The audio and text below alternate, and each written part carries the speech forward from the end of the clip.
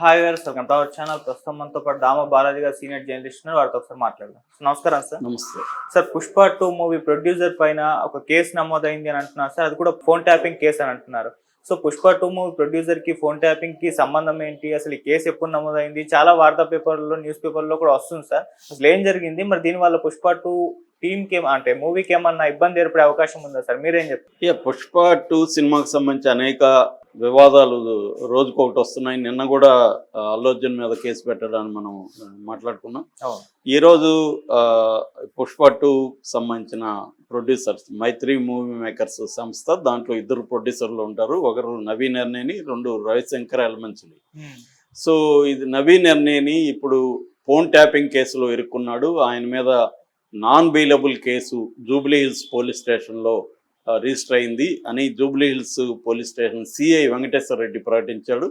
So ఇది ఒక సంచలనం క్రియేట్ చేస్తుంది. అంటే పుష్ప 2 రిలీజ్కి ముందే ఈయన ఏమన్నా అరెస్ట్ అవుతాడా అన్న వార్తలు ఇప్పుడు వైరల్ అవుతున్నాయి.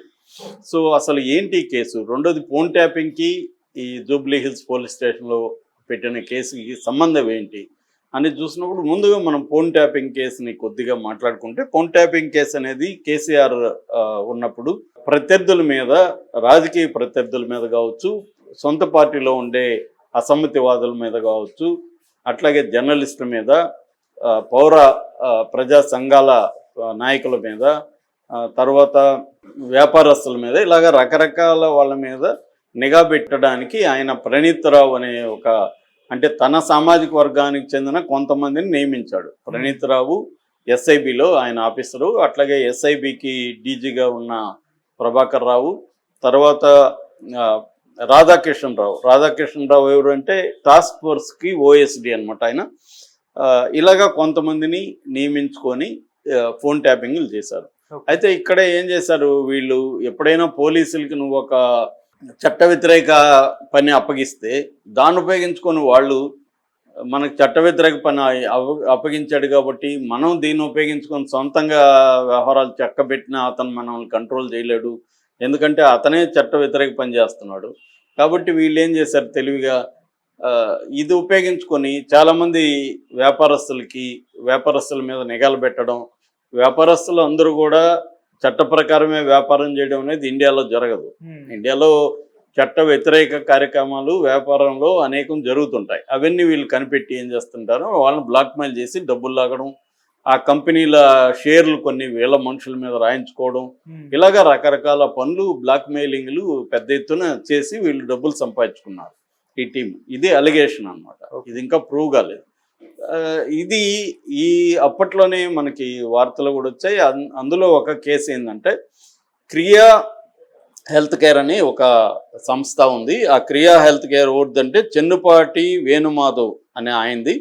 ఆయన అమెరికాలో వ్యాపారాలు చేసి 2008లో ఇండియాకు వచ్చి 2011లో ఈ క్రియా హెల్త్ కేర్ అనేది తన ఎన్ఆర్ఐ మిత్రులతో కలిసి పెట్టాడు అనమాట. ఈయన దానికి ఎండీగా ఉన్నాడు, మేనేజింగ్ డైరెక్టర్. దీంట్లో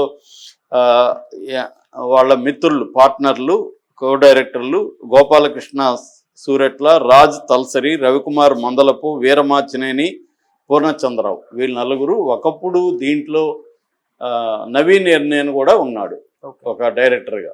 ఎందుకంటే నవీన్ ఎర్నేని కూడా అమెరికాలో వ్యాపారాలు చేస్తుంటాడు. ఆయన కూడా ఈయనకి ఫ్రెండు, ఈ మాధవ్కి. సో వీళ్ళంతా కలిసి పెట్టారు అనమాట. సో పెట్టినాక ఈయన సినిమా రంగం కోసం ఈయన బయటకు వచ్చేసాడు. 2015లో ఈయన తన ఫ్రెండ్స్ ఇంకొక 2తో కలిసి, అంటే ఇటు రవిశంకర్ ఎలమంచిలి, తర్వాత మోహన్ చెరుకూరి, వీళ్ళ 2తో కలిసి ఆయన మైత్రి మూవీ మేకర్స్ 2019లో పెట్టుకున్నాడు. అయితే మోహన్ చెరుకూరి పక్కకి వెళ్ళిపోయి వైరా ఎంటర్టైన్మెంట్ పెట్టుకున్నాడు. ఇప్పుడు మైత్రి మూవీ మేకర్స్ ఈ 2 ఉన్నారు, నవీన్ ఎర్నేని, రవిశంకర్ ఎలమంచిలి. వీళ్ళిద్దరు కలిసి ఫస్ట్ శ్రీమంతుడితో ఎంటర్ అయ్యారు 2015లో. దాని తర్వాత జనతా గ్యారేజీ, రంగస్థలం, సవ్యసాచి, అమర్ అక్బర్, ఆంతోని, పుష్ప 1, పుష్ప 2, ఉప్పెన, సర్కార్ వారి పాట, వాల్తేరు వీరయ్య, వీరసింహారెడ్డి, ఇలాగ చాలా సినిమాలు చేసి మైత్రి మూవీ మేకర్స్ నెంబర్ 1 ప్లేస్లోకి వచ్చారు. ఇప్పుడు కూడా రామ్ చరణ్ RC16, ఎన్టీఆర్తో ఎన్టీఆర్ 31 ఇలాంటి సినిమాలు ఉన్నాయి. మొన్న ఆయన రీసెంట్గా బర్త్డే జరిగితే ఒక 10 రోజుల ముందు ఆయన బర్త్డేకి 8 సినిమాల సిబ్బంది ఇది చెప్పారు, విషెస్ చెప్పారు. అంటే 8 సినిమాలని ఆయన ప్రొడ్యూస్ చేస్తున్నారు. వాళ్ళ స్టాఫ్ అంతా కూడా ఈయనకి చెప్పి ఒక రికార్డు అనమాట, ఇండియాలో అదొక రికార్డు. 8 సినిమాల స్టాఫ్ ఒక ప్రొడ్యూసర్కి బర్త్డే విషెస్ చెప్పడం, దాని మీద అందరూ మీడియా కూడా రాశారు. ఆ స్థాయిలో ఈయనకి పేరుంది. సో ఇప్పుడు పుష్ప 2 మనకు తెలుసు, దాన్ని 1000 కోట్ల పైన బిజినెస్ అయింది ఆల్రెడీ. సో అదొక దేశంలోనే ఒక బాహుబలి, త్రిబుల్ 6 ఇలాంటి దీంట్లోకి లీగ్లోకి వెళ్ళే పరిస్థితి కనిపిస్తుంది. సో ఈ క్రమంలో ఇప్పుడు ఈయన మీద కేసు ఏంటంటే, వీళ్ళు ఈ రాధాకిషన్ రావు, ఈ నలుగురు డైరెక్ట్ ఇందాక చెప్పిన కో డైరెక్టర్ నలుగురు ప్లస్ నవీన్ ఎర్నేని, వీళ్ళందరూ కుమ్మక్కయ్యారు. కుమ్మక్కయ్యి ఈ చెన్నుపాటి వేణుమాధవ్ని బెదిరించి ఫోర్స్ఫుల్గా షేర్లని వీళ్ళ మీద రాయించుకున్నారు. ఇది కేసు అనమాట. సో ఇది క్రిమినల్ కేసు కిందకు వచ్చింది. ఎందుకంటే ఒకరిని బెదిరించి ఆ కంపెనీలో ఉండే షేర్లని వీళ్ళ మీద రాయించుకున్నారు. అందులో ఈయన కూడా ఉన్నాడు, ఎవరు నవీన్ ఎర్నేని. ఇది కేసు. దీంట్లో ఆల్రెడీ ఆయన మీద ఐపీసీ 386, 365, 341, 120B రెడ్ విత్ 34 ఈ 4 సెక్షన్ల కింద కేసులు పెట్టారు. ఇందులో బెయిలబుల్ ఉన్నాయి, నాన్ బెయిలబుల్ ఉన్నాయి. సో ఈయన్ని ఇప్పుడు ఏమన్నా ఎలక్షన్ ముందు సినిమా రిలీజ్ ముందు అరెస్ట్ చేస్తే మాత్రం దాని ఎఫెక్ట్ పుష్ప మీద పడే అవకాశం కనిపిస్తుంది. సో ఇది ఇప్పుడు సంచలనంగా మారింది. ఎందుకంటే చాలా ప్రెస్టేజియస్గా పుష్ప 2 ప్రాజెక్ట్ ముందుకెళ్తుంది. ఇది కానీ పడితే అంటే సినిమా మీద ప్రభావం, సినిమా పెర్ఫార్మెన్స్ మీద ప్రభావం పడకపోవచ్చు, కానీ దాని ప్రమోషను, దాని వెనకాల అనేక వ్యవహారాలు ఉంటాయి. సో దాని మీద సినిమా ప్రభావం, ఇతని అరెస్ట్ కానీ అయితే ప్రభావం పడే అవకాశం ఉంది. బట్ అరెస్ట్ అవుతాడా లేదని చెప్పలేం. ఎందుకంటే రేవంత్ రెడ్డి ఆల్రెడీ నిన్న కూడా అల్లు అర్జున్ని మెచ్చుకుంటూ ఆయన మాట్లాడాడు. సో రేవంత్ రెడ్డి అనుమతి లేకుండా ఇది ముందుకు కేసు కదలదు. చాలా కేసులు ఏంటంటే మనం చూసాం, గతంలో కూడా రేవంత్ రెడ్డి మీద పెట్టిన కేసులు ఏమి ముందుకెళ్ళలేదు.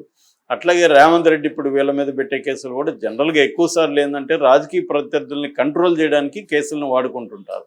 అంటే నువ్వు తోకాడిస్తే ఈ కేసుని ముందుకు తీసుకొస్తాను, సో అలాగా పెట్టుకుంటారు తప్ప వాటిని యూజ్ చేసేయరు. అంటే యూజ్ చేసేస్తే మళ్ళీ ఇది పనిచేయదు కదా, మన దగ్గర పెట్టుకుంటేనే అది పనిచేస్తుంది. అందుకని చాలాసార్లు ఏం చేస్తారంటే కేసులు పెడతారు. ఇప్పుడు జగన్ మీద 20 కేసులు ఎందుకు ముందుకు వెనక్కి వెళ్ళలేదు 11 ఏళ్ళు కంటే, జగన్ని కంట్రోల్లో పెట్టుకోవడానికి మోడీ ఆ కేసుల్ని ఉపయోగించుకున్నాడు. అలాగే రేవంత్ రెడ్డి కూడా ఫోన్ ట్యాపింగ్ కేసు కావచ్చు, తర్వాత ఈ మిగతా కేసులన్నీ కూడా ఇటు కేసీఆర్ మీద, కేటీఆర్ మీద ఉన్న కేసులు కూడా ఆయన లాజికల్ ఎండ్కి తీసుకుపోయి వీళ్ళని అరెస్ట్ చేస్తారా అనేది డౌటే.